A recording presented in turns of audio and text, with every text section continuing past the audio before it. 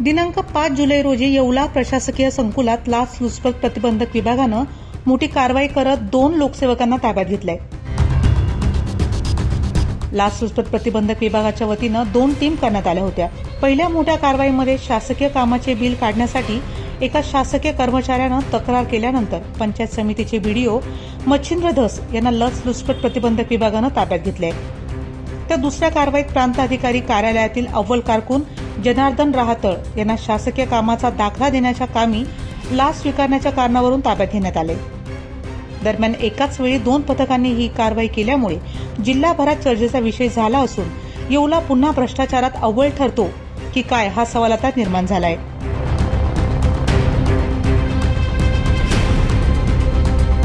Dainik भ्रमरसाठी Deepak Sonawane, Yeola.